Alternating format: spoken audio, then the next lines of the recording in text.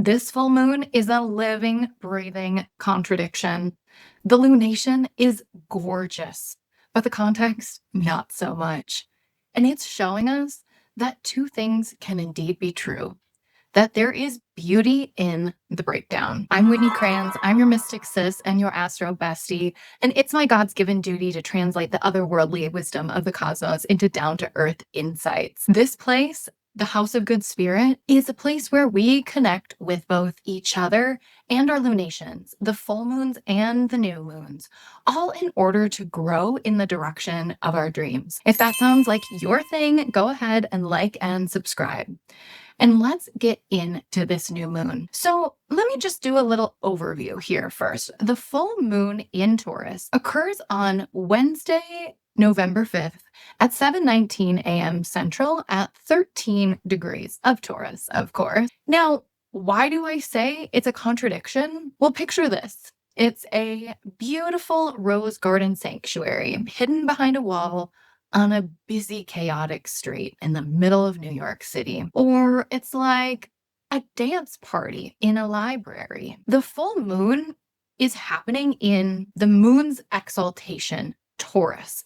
And this place not only is the moon's exaltation, but is dignified by Venus. Okay, but here's the thing. Venus is not dignified for long. Venus, during this full moon, is in her other home of Libra, but only the day after, folks. She will move into Scorpio, one of the places she struggles the most. And just prior to this full moon, the day before, in fact, Mars enters Sagittarius, opposes Uranus, and sextiles Pluto. This all happens right during the time of this heightened energetic full moon activity. And folks, it's major disruptive energy, downright chaos. But how can that be when we have a beautiful Venusian full moon in its own exaltation?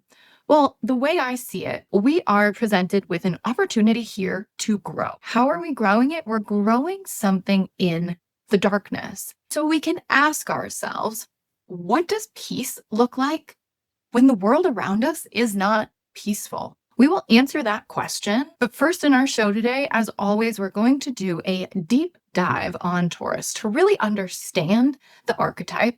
We'll then unpack the richness of all of this context, then learn to find that peace in chaos, the beauty in the breaking point, and skip ahead if you must to that section of what it all means, right? But just know that I'm saving the best for last. As always, we'll wrap with journal prompts, our practical integrations, our actions to integrate the astrology, and we'll close on a high note like we always do with our Astro Style segment. So before we get into Taurus, comment your rising sign. Are you a Taurus rising? Tell me your sign and I'll let you know where this full moon is falling for you. And of course, if you want to dig into what this full moon means for you personally, book a reading with me. The link is in the description. So, Taurus. You may think that Taurus is at home, cozy in their PJs, with their favorite snack, a little treat perhaps. While sometimes that is indulgently true, Taurus can get slept on, literally, for holding this deep power, an inner fortitude, and the ability to both give and receive generously. Why? Because, as I've already mentioned, the moon is exalted here. This is the sign of the moon's exaltation. Full moons in Taurus, yep, they generally feel good. When the ruler of fortune, that's what we call the moon, the ruler of fortune, as she waxes and wanes, she doles out her fortune. She is exalted here, right? The ruler of this sign is Venus. Venus, a benefic, known for peace and love and beautiful things, right? Now, Taurus is also a fixed earth sign. So we take this fortunate moon and this beautiful Venus and we ground it into something practical, right? That's an earth sign. But as a fixed sign, it's a sign that doesn't change easily, right? Takes real effort and strength of will to move the immovable. Now, representing Taurus is this avatar of desire, the bull, right? The bull represents strength, power, virility, fertility, right? And the bull is a gentle giant. It's quiet and in harmony with its own surroundings, despite that sheer power it holds. So similarly, Taurus holds a still and quiet power. And that power means that Taurus is not afraid to work hard to grow the things it desires, right? To plant in fertile soil.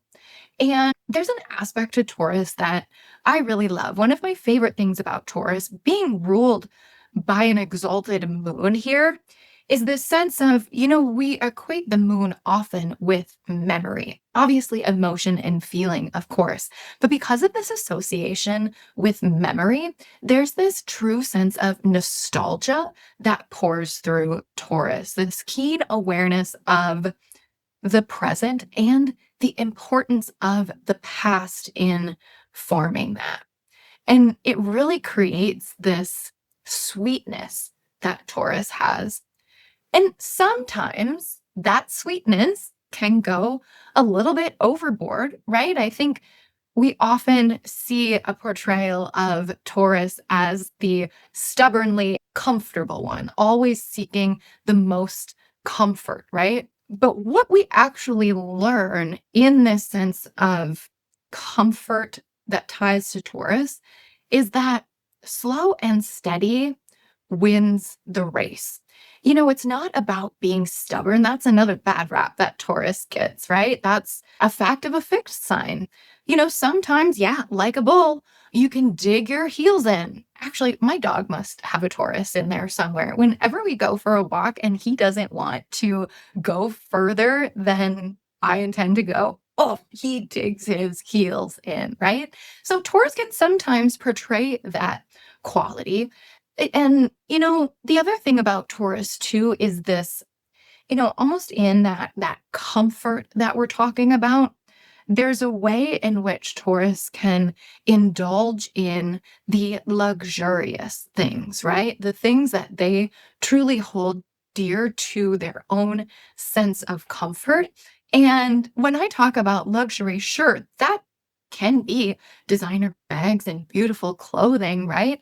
But that is also the luxury of being able to live in the past and live with memory and feel into the, slow and quiet experiences that help us on our path.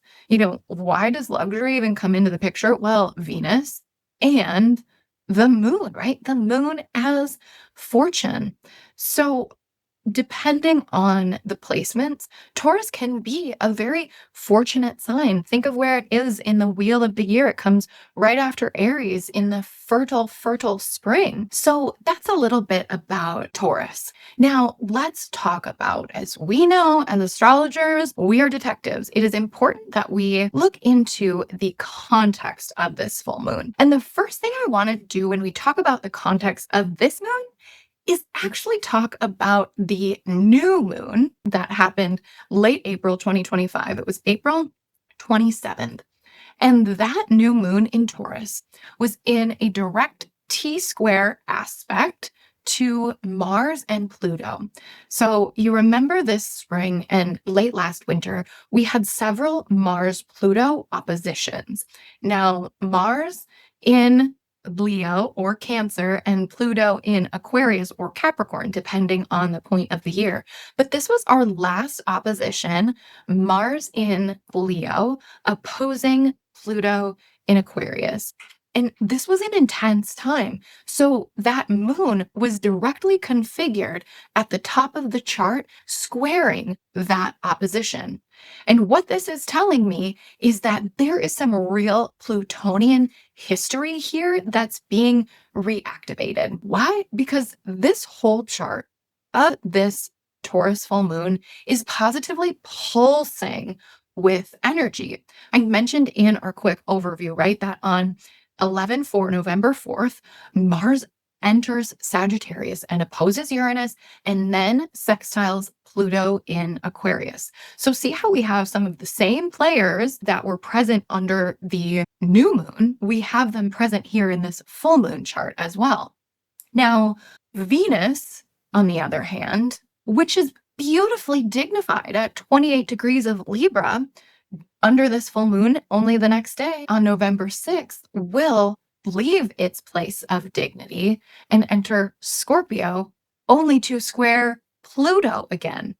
So even though we have this beautiful, glorious, rich, luxurious, comfortable, fertile full moon in Taurus, we have so much of the earth being tilled under our feet. That's what this relationship to Pluto does, right? Some other aspects that we should definitely talk about. We typically on this show examine both the bound and the decan that the moon is within, because this helps us get just that extra dose of context that we need. So the moon and in fact the sun in this chart, they're both in Mercury's bound. And Mercury is in detriment right now in Sagittarius. Sagittarius ruled by Jupiter, right? And Mercury is about to go into its retrograde period. Right now, it's in its pre-retrograde shadow because it will retrograde back over this point. And so if we think about both Mercury and Mars co-present in the very early degrees of Sagittarius, and they're both ruled by Jupiter, and Jupiter is trying to Saturn and Neptune right now. There's a lot of gravity here, a lot of weight here to this lunation. So what does that all mean? Well, first let's talk about the decan, because, this fortunate place exalted by the moon, this is big. The moon is in its own decan. Taurus 2, the second decan of Taurus, is ruled by the moon. So once again, we see an extra layer of dignity here for the moon. This decan is characterized by the moon, a place of deep caring, of generosity and connectedness, and is deeply fortunate. This is straight up benefic. The minor arcana card of the tarot is the Six of Pentacles here. And this shows a benevolent figure who has enough to give, to dole out to those who need support. And in that, we see that generosity, that feeling of reciprocity. This is a place where we have enough resources to comfortably share with others. So what the heck do we do with this conundrum when we have all of this drama exuding in the chart with Mars opposite Uranus, this aspect of total rebellion, right? And we have Venus who is about to square Pluto and just kind of break all the rules. And yet we have this beautifully exalted full moon in Taurus. What does it mean? As usual, I have several themes for us that will take us deeper into the archetypes present here. So the first thing I want to talk about, what the heck this full moon in Taurus means, is generosity as an act of grounding. There's something here about the power of giving, right? Taurus is asking us, are you stable enough to give to others than yourself? And, with Mars and Uranus opposed, that's a wild, loud sort of transit. It can almost be performative, right?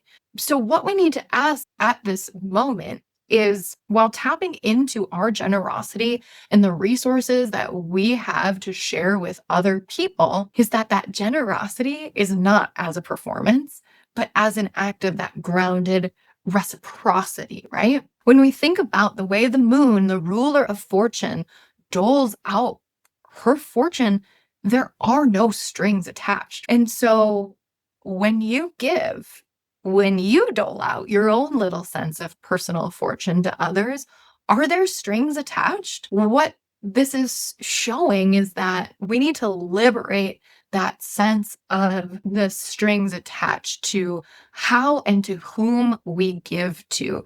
It's really about inclusion. What I want to see from this lunation, what I feel is coming through, and I hope that we can recognize, is that we're being asked to be generous with your comfort, be generous with your voice. Taurus rules the voice, it rules the throat, and be generous with your presence. This all really ties back to multiple layers of context here, but it ties to self-worth and the Venusian principle of exchange.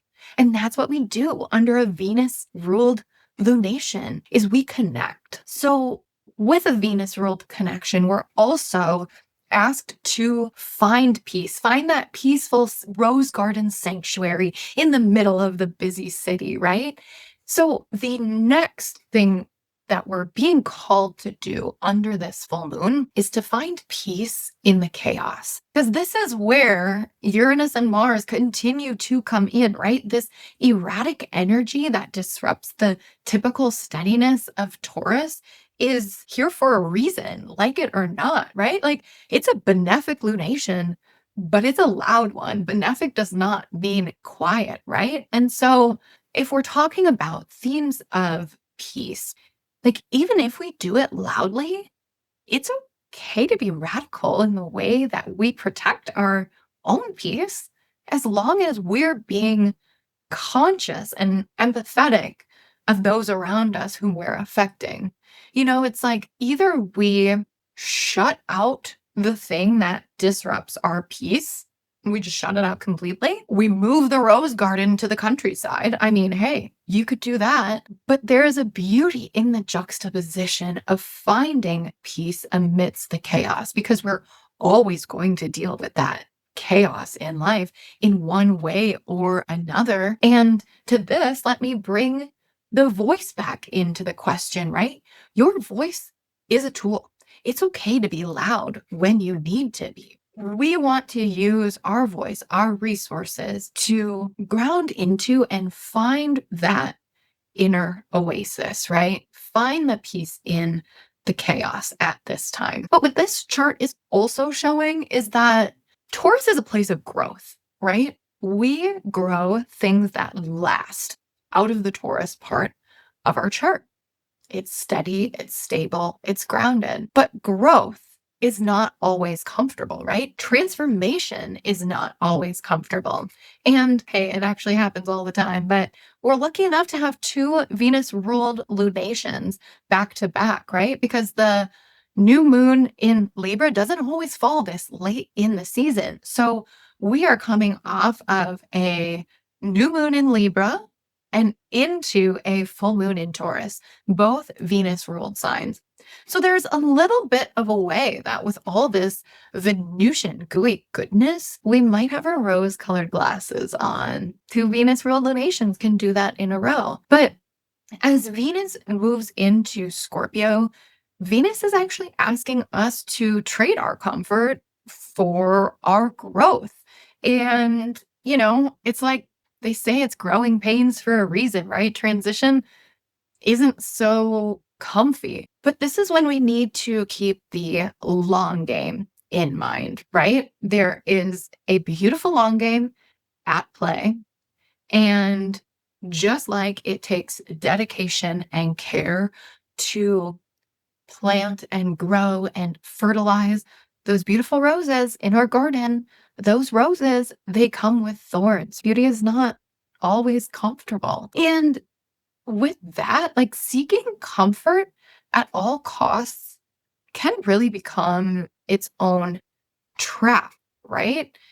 When we seek comfort at all costs, we become complacent to just sitting idly by. And so I wonder if we talk about the power that we need to tap into, right? Taurus as a powerful archetype, moving the immovable Taurus. I'm wondering what happens when we're forced to evolve something we thought was permanent. And in that, all I can say is amidst this season of water trines, right? We have water trines throughout late October into early December. As far as December, there's this dynamic to the water that is asking us to accept, to trust, to flow, and to let it go and dare to be uncomfortable,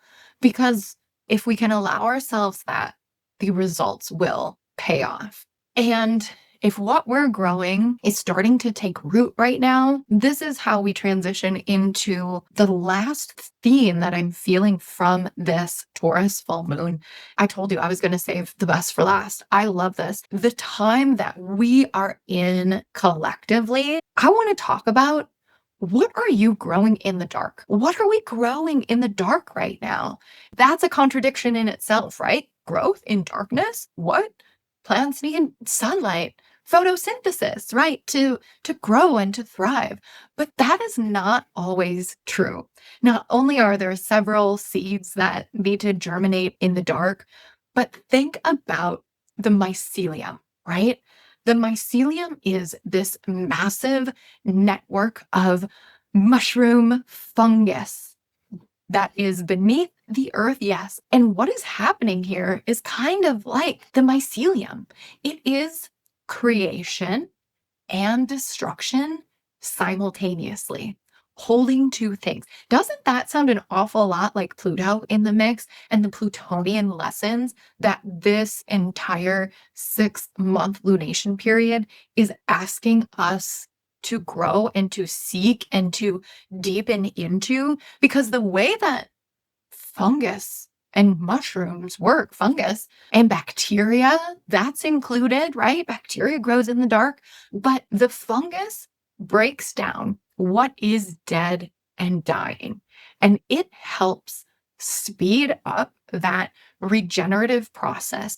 It turns the death and dying, hey, we're in the middle of Scorpio, let's talk about death, dying, darkness, decay, detritus. It turns that death into fertilizer for new growth. And through that, we find the aspect of creation, right? There is something always initiating underground. The mycelium is always at work. We can't see it, but we feel it and we benefit from it. So, what are you growing now? Yes, you've likely been growing it since late April, and it is coming to fruition now. But I strongly feel under this moon that our work is not done here. And maybe the growth that's happening now isn't visible yet because you're still working on it, but it is foundational.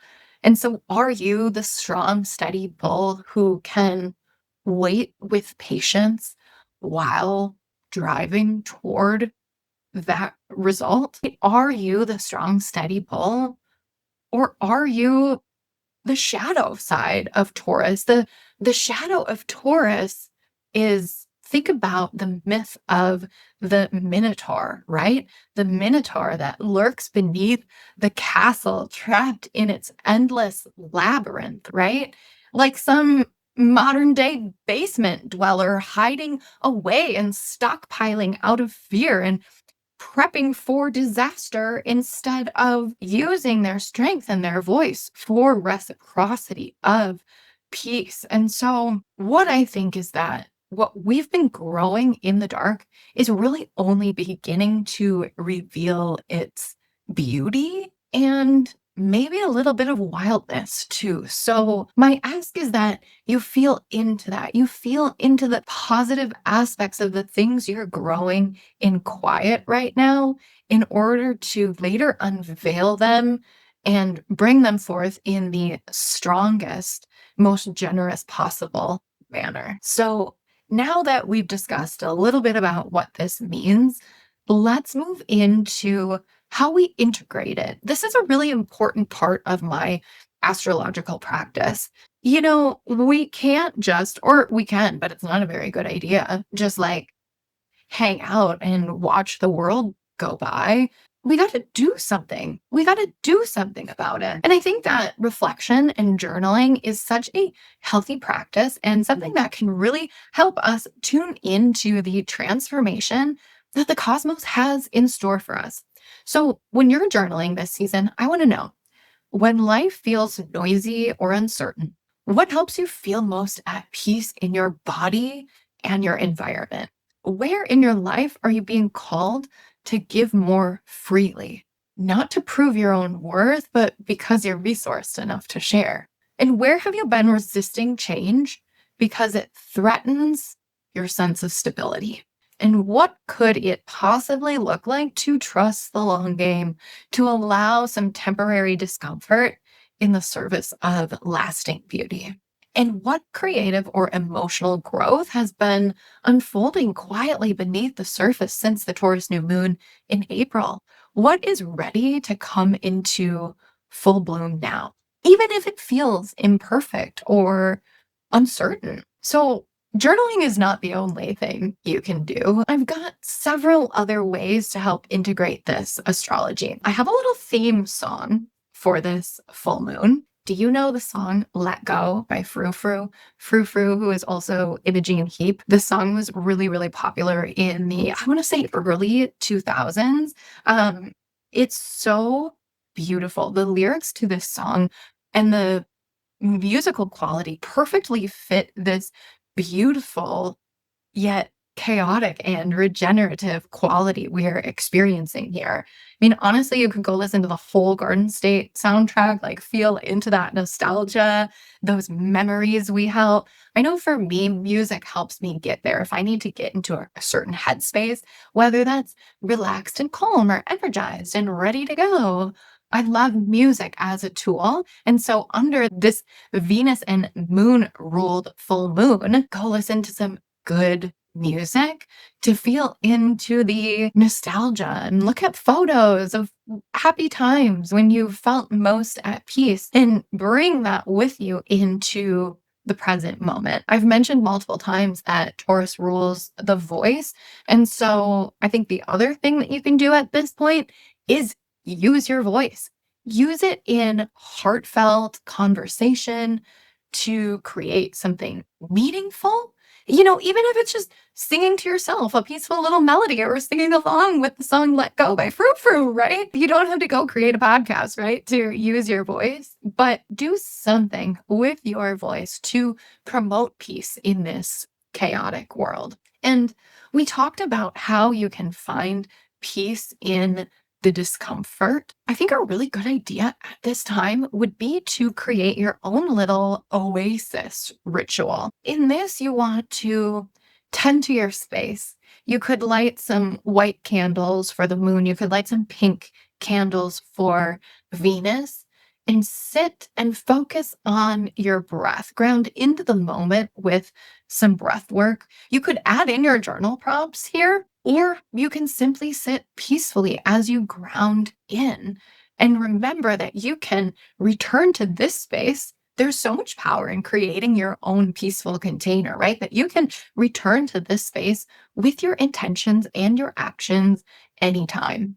And to kind of go along with that, I'm going to have to create my peaceful container inside because I'm in Minnesota and there's surely to be snow on the ground at this time in early November. Is that sad or what? But for those who may be a little more seasonally lucky than I am, go touch some grass, recalibrate your nervous system. The body knows how to find balance when we slow down enough to listen. So what about the fashion? What are we wearing under this full moon?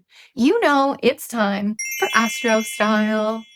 So if Taurus rules the neck, the voice, the throat, I want you to wear a fabulous necklace, wear necklines that highlight the neck, even like a little keyhole would be cool. From a crystal perspective, lapis lazuli, this blue stone, I actually have one here because I talk for a living. This is a throat opener, and you can use this on a necklace to embrace your own speaking power.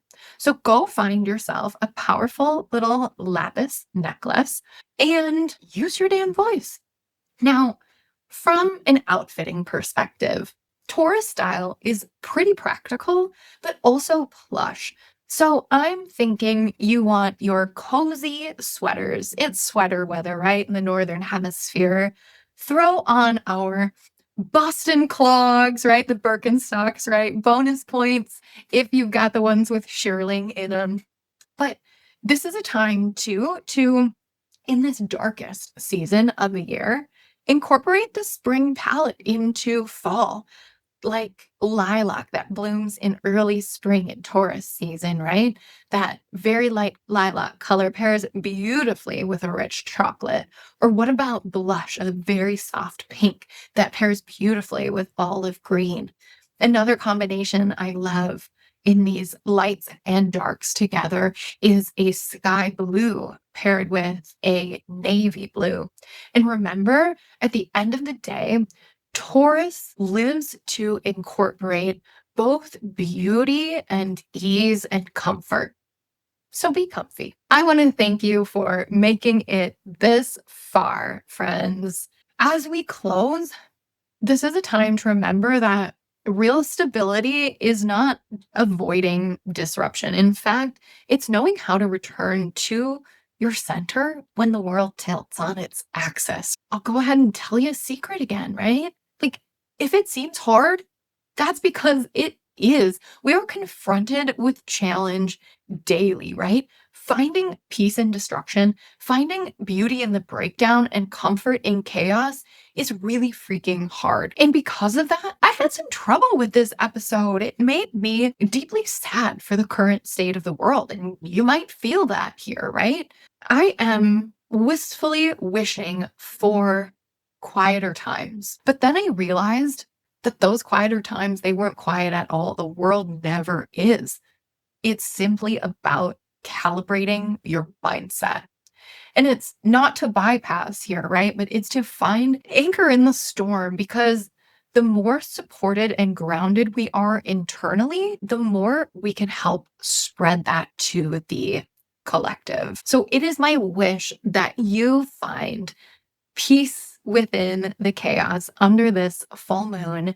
And join us next time. 2 weeks from now, spooky season continues a little later than usual, right? Just like everything this fall. We will be celebrating a wild new moon in Scorpio, which is actually, spoiler alert, a Mercury Cazimi new moon. I wonder what that means. We'll find out in 2 weeks. Folks, in case you forgot, the reason why I do this is to be your astro bestie. Head over and book a reading with me if you want to talk about where all of this, both chaos and comfort, falls in your own chart and how to move through it with a sense of calm, move through the chaos. I do that one-on-one in my consultations, and I hope to see you there. With that, we'll see you next time.